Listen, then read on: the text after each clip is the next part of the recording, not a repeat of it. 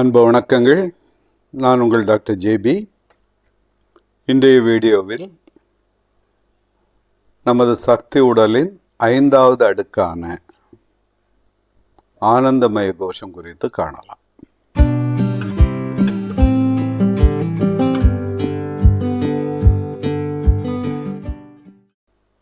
இந்த சக்தி உடல் 5 அடுக்குகளால் ஆனது. பருவுடலை அடுத்து இருக்கக்கூடிய முதல் அடுக்கு அன்னமய கோஷம், அதுக்கடுத்து 2வது அடுக்கு பிராணமய கோஷம், 3வது அடுக்கு மனோமய கோஷம், அந்த 4வது அடுக்கு விஞ்ஞான்மய கோஷம், வெளிப்புறமாக இருக்கக்கூடிய அந்த கடைசி அடுக்கு அதுதான் இந்த ஆனந்தமய கோஷம். இந்த ஆனந்தமய கோஷம் ஒரு ப்ரொடெக்டிவ் ஷீல்டு, உங்கள் உடலை சுற்றி இருக்கிற ஒரு பாதுகாப்பு அரண். இது வெளியிலிருந்து எந்த விதமான நெகட்டிவ் வைப்ரேஷன்ஸும் நெகட்டிவ் எனர்ஜிஸும் உங்களுக்குள் வந்து உங்களை பாதிக்காமல் தடுக்கக்கூடிய ஒரு ஷீல்டு, ஒரு அரண். இப்போ சக்தி அப்படின்னு சொன்னாலே அது எந்த விதமான சக்தியாக இருந்தாலும் அது ஒரு அலையாக செல்லக்கூடியது.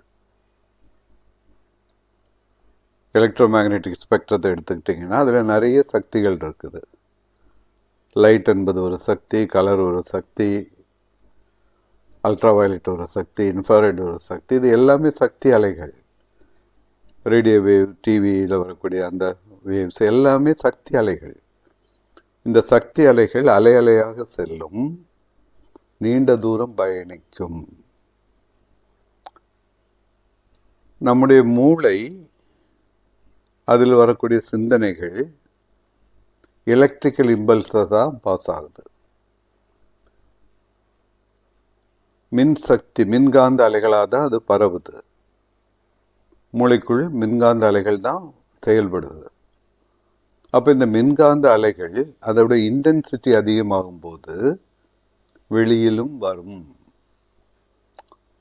ஒருத்தர் உங்கள் மேலே இன்டென்ஸாக கோவப்படுறார், ரொம்ப தீவிரமாக கோவப்படுறாரு, இல்லை பொறாமப்படுறாருன்னா அந்த எண்ண அலைகள் உங்களை வந்து தாக்கும்.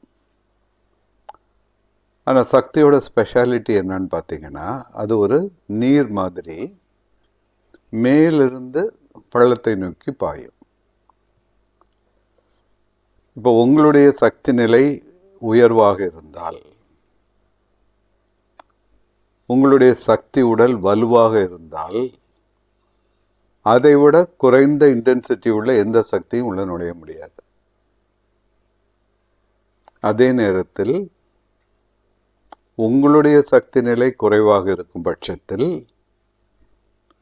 இன்னும் கொஞ்சம் ஹையர் லெவல் ஆஃப் எனர்ஜி உள்ள ஒருத்தர் உங்கள் மேலே பொறாமப்பட்டால், இல்லை உங்களுக்கு ஒரு சாபம் கொடுத்தால், உங்கள் மேலே ஒரு வைத்தறிச்சல் பட்டால், கோபப்பட்டால், அந்த சக்தி அலைகள் உங்களை வந்து சேரும். உங்களுடைய ஆரா, உங்களுடைய சக்தி உடல் அதை ரிசீவ் பண்ணிடும். ஒரு புத்தர் கதை உண்டு. புத்தரும் அவருடைய சீடர்களும் நடந்து போயிட்டு இருக்காங்க ஒரு கிராமத்தில். அப்போ எதிர்த்தாப்புல ஒருத்தன் வரான். புத்தர் அவனுக்கு பிடிக்காது. அவருடைய போதனைகள், அவருடைய அகிம்சாவடி அவனுக்கு பிடிக்கல.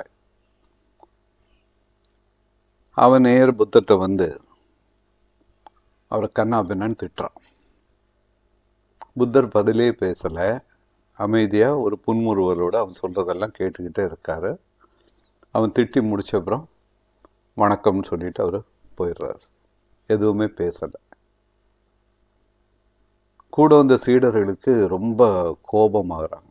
சீடர்கள் வந்து ரொம்ப கோபப்படுறாங்க. ஐயா, உங்களை அம்மா இவ்வளவு திட்டினானே, உங்களை பற்றி இவ்வளோ தப்பாக பேசுனானே, நீங்கள் ஏன் அவனை எதிர்த்து ஒரு வார்த்தை கூட பேசலை அப்படின்னு சொன்னார். அப்போ புத்தர் என்ன பண்ணார், அவர் கையில் இருந்த ஒரு ஆப்பிள் எடுத்து அவங்க கையில் கொடுத்தார். அவருடைய சீடர் கையில் ஒரு ஆப்பிளை கொடுக்குறார். இந்த சீடர் இந்த ஆப்பிளை வாங்கிட்டார். அவனுக்கு புரியல எதுக்காக புத்தர் வந்து அந்த ஆப்பிளை நமக்கு இப்போ தர்றாரு அப்படின்னு. புத்தர் சொன்னார், அப்பா, முதல்ல அந்த ஆப்பிள் என்கிட்ட இருந்தது. என்கிட்ட இருந்த வரைக்கும் அது என்னோட ஆப்பிள், எனக்கு சொந்தமானது. நான் அதை கொடுத்தப்போ நீ கையை நீட்டி அதை ரிசீவ் பண்ணிக்கிட்ட, நீ வாங்கிக்கிட்ட. இப்போ அந்த ஆப்பிள் உனக்கு சொந்தம், என் கையில் இல்லை. அதே மாதிரி நான் தந்தப்போ நீ அதை வாங்காமல் இருந்திருந்தா, அதை நீ ரிசீவ் பண்ணாமல் இருந்தேன்னா அந்த ஆப்பிள் என்கிட்ட இருந்திருக்கும். இப்போ வந்தவன் என்னை திட்டினான், மிக மிக மோசமாக திட்டினான். ஆனால் அந்த திட்டை நான் ரிசீவ் பண்ணலை, நான் வாங்கிக்கலை, எனக்கு வேண்டான்னு அவன்கிட்டே கொடுத்துட்டேன். அவனே வச்சுருக்கான். இப்போது அந்த வசவுகளும் அந்த திட்டும் அந்த தவறான வார்த்தைகளும் இப்போ அவன்கிட்ட தான் தங்கியிருக்கும். நான் அதை ரிசீவ் பண்ணவே இல்லையே. எப்படி அந்த ஆப்பில் நான் வாங்காமல் இருந்திருந்தால் அது அவன்கிட்ட இருந்திருக்குமோ, அதே மாதிரி அவனுடைய வார்த்தைகளை நான் வாங்கவில்லை, அவனுடைய திட்டை நான் ரிசீவ் பண்ணிக்கல, எனக்கு வேணாம், நீ வச்சுக்கப்பா.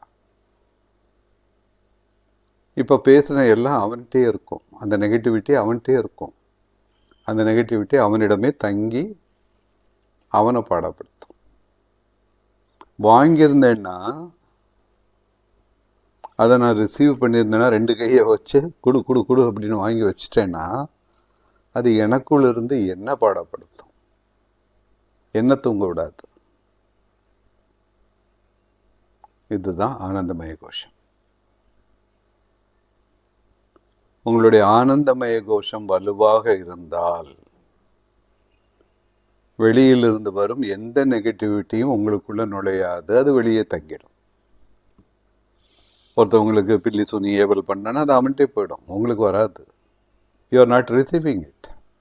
ஏன்னா நீங்கள் ஒரு ஹையர் லெவல் ஆஃப் எனர்ஜி லெவலில் இருக்கீங்க. பிறருடைய சாபங்களோ, பிறருடைய கண்ணடியோ, பிறருடைய பொறாமையோ, கோபமோ உங்களை பாதிக்காது.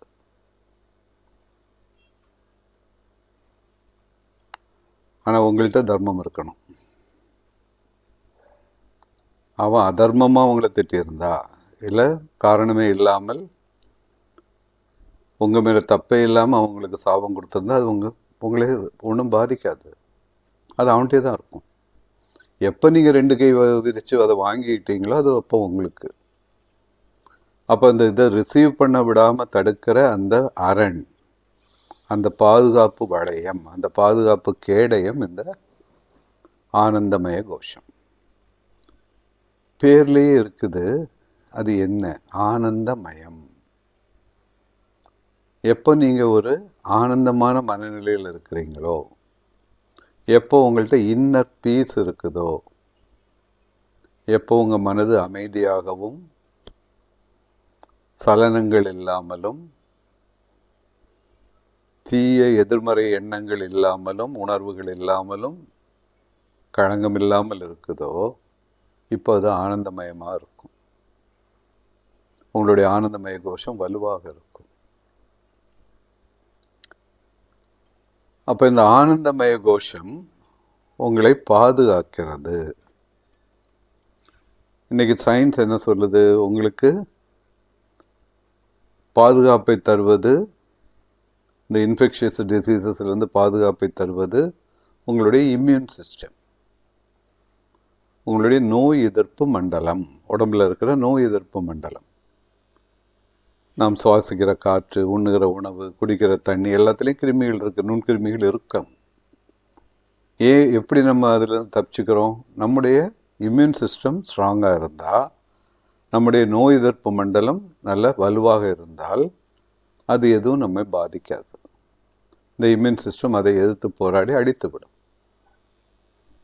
அப்போது இந்த இம்யூன் சிஸ்டத்தோடு நம்ம இந்த ப்ரொடெக்டிவ் கவரிங்கான இந்த ஆனந்தமய கோஷத்தை கொஞ்சம் கம்பேர் பண்ணலாம். அப்போது இந்த கோவிட் டைமில் பார்த்தீங்கன்னா யார் யார் அஃபெக்ட் ஆனாங்க? யார் யாரோட இம்யூன் சிஸ்டம் ஸ்ட்ராங்காக இல்லையோ, இம்யூன் காம்ப்ரமைஸ்ட், யார் யாருக்கு நோய் எதிர்ப்பு மண்டலம் வீக்காக இருந்ததோ அவங்கள அதை அஃபெக்ட் பண்ணிச்சுது.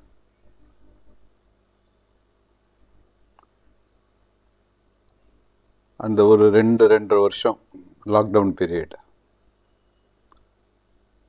அப்போ அந்த லாக்டவுன் பீரியட்லேயும் நான் பேஷண்ட் பார்த்துட்டு தான் இருந்தேன், ப்ராக்டிஸ் பண்ணிட்டு தான் இருந்தேன். தூரத்துலலாம் உட்கார வச்செல்லாம் பார்க்கல. ஷீல்டு போட்டுக்கிட்டேன், க்ளவுஸ் போட்டுக்கிட்டேன், ஷீல்டு போட்டுக்கிட்டேன். முதல் லாக்டவுனில் எல்லாம் ரொம்ப தீவிரமாக இருந்தப்போ ப்ரொடெக்டிவ் இதெல்லாம் பண்ணிக்கிட்டேன். சானிடைசர் யூஸ் பண்ணிக்கிட்டோம், எல்லாமே பண்ணோம். மாஸ்க் யூஸ் பண்ணோம், எல்லாமே பண்ணோம். ஆனால் பேஷண்ட்டு பக்கத்தில் உட்கார வச்சு தான் பார்த்தேன், தொட்டு தான் டெஸ்ட் பண்ணேன். எனக்கு எதுவும் ஆகலை. ஏன்னா என்னுடைய ஆனந்தமய கோஷத்தை நான் வலுவாக வச்சுருந்தேன். என்னுடைய இம்யூன் சிஸ்டத்தை நான் டெவலப் பண்ணி வச்சுருந்தேன். சில மருத்துவர்கள் பேஷண்ட் ஒரு 4 அடி தள்ளி 10 அடி தள்ளி உட்கார வச்செல்லாம் பார்த்த கதையெல்லாம் நடந்தது. அந்த மாதிரி கூத்தெல்லாம் கூட நடந்தது. இல்லை ஜூமில் கன்சல்டேஷன் பண்ண கூத்தெல்லாம் கூட நடந்தது.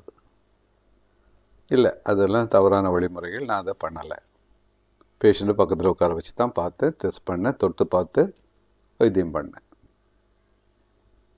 அப்போ உங்களுடைய அந்த இம்யூன் சிஸ்டம் டெவலப்டாக இருந்தால், இம்யூன் சிஸ்டம் ஸ்ட்ராங்காக இருந்தால், ஆர் தந்திரயோகம் சொல்லுகிற இந்த ஆனந்தமய கோஷம் வலுவாக இருந்தால் வெளியிலிருந்து வரும் எதுவும் உங்களை தாக்காது. இந்த ஆனந்தமய கோஷம் வலுவிழக்கும் போது அது பல நோய்களை உருவாக்கும்.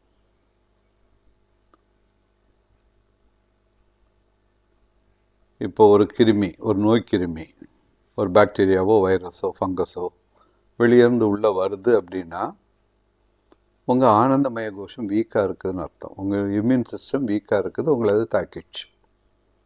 உங்கள் ஆனந்தமய கோஷம் வலுவாக இருந்தால் அது தாக்காது. ஆனால் இது ஒரே ஒரு எக்ஸாம்பிள். ஆனால் இதை தவிர வேறு நிறைய நெகட்டிவ் எனர்ஜிஸ் இருக்குது. முதல்ல சொன்ன மாதிரி பிறருடைய எதிர்மறை எண்ணங்கள், சாபங்கள், இல்லை எதிர்மறை வினைகள், செயல்பாடுகள், இது எல்லாமே உங்களை தாக்கும். ஆனால் உங்களுடைய ஆனந்தமய கோஷம் உங்களை பாதுகாக்கும். அப்போ ஆனந்தமய கோஷம் வலுவிழந்து உருவான நோய்கள், இல்லை ஆனந்தமய கோஷத்தில் சக்தி தடைகள் ஏற்பட்டு உருவான நோய்கள் முதல்ல சொன்ன எந்த வழிமுறையிலையும் சரி பண்ண முடியாது. உணவினாலோ, யோகானாலேயோ, எக்ஸசைஸ்னாலேயோ, நல்ல விதத்தை வாசிக்கிறதுனாலேயோ, கேட்கறதுனாலேயோ, ஜியாமெட்ரிக்கல் ஷேப்ஸ்னாலேயோ குணப்படுத்த முடியாது. அதற்கு வேறு வழிமுறை உண்டு. அது என்ன? அடுத்த வீடியோவில் பார்க்கலாம். நம்ம சேனலுக்கு மறக்காமல் சப்ஸ்கிரைப் பண்ணுங்கள். அடுத்த வீடியோவில் சந்திக்கும் வரை உங்களிடமிருந்து விடைபெறுவது டாக்டர் ஜேபி.